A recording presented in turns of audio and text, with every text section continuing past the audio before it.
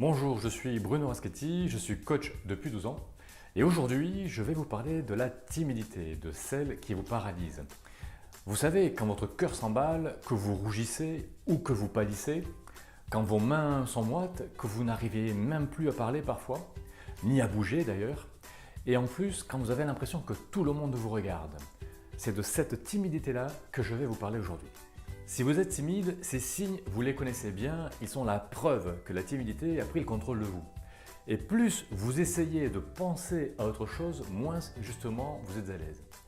Ça vous dirait d'en finir avec tout cela et d'être capable de parler avec n'importe qui, en toute situation, de ne plus avoir peur de parler en public, de pouvoir aborder un homme ou une femme pour parler de tout et de rien?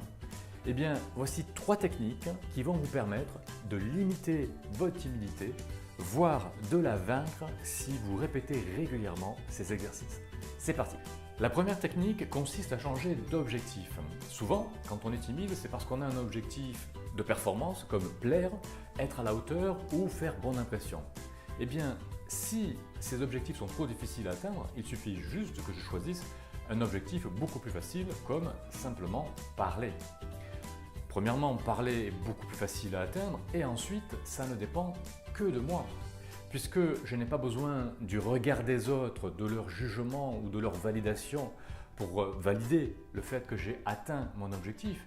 Je suis moi-même en capacité de vérifier que puisque j'ai parlé, j'ai atteint mon objectif. Et ça va tout changer. Deuxième technique, avouez votre timidité.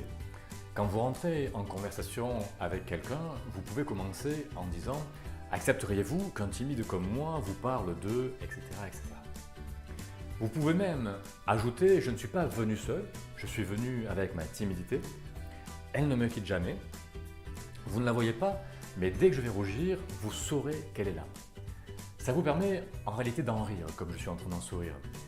Parce que à partir du moment où vous n'essayez plus de la cacher, où vous n'essayez plus de vous retenir de rougir, vous vous libérez de toutes ces tensions qui vous empêchent justement d'être dans la relation ou dans la conversation. Et en plus, puisque vous avez avoué votre timidité, votre interlocuteur est au courant de tout. Donc vous n'avez plus aucune raison de lui cacher que vous êtes un timide. Et ça, pour entrer en relation, ça change tout.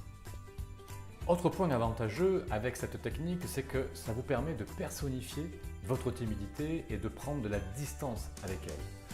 Comme si vous pouviez la sortir de votre corps pour qu'elle ait moins de prise sur vous.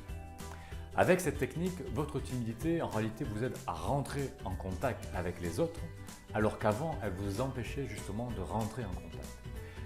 Essayez ces entrées en matière et vous verrez que ça va changer beaucoup de choses.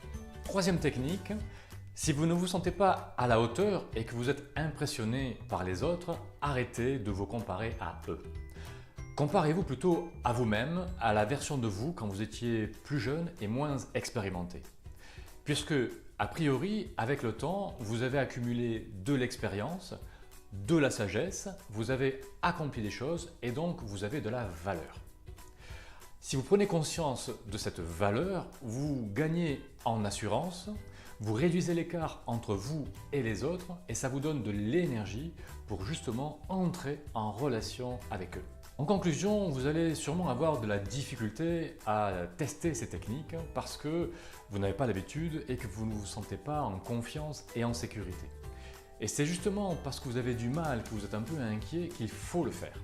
Car quand on a peur de faire quelque chose, c'est parce que nous sommes aux limites de notre zone de confort et faire la chose qui nous fait peur nous permet de vérifier, une fois qu'on l'a faite la chose, que cette peur était infondée.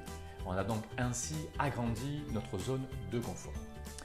Vous avez donc 3 techniques qui marchent très bien pour égratigner votre timidité, voire carrément la supprimer si vous vous exercez régulièrement.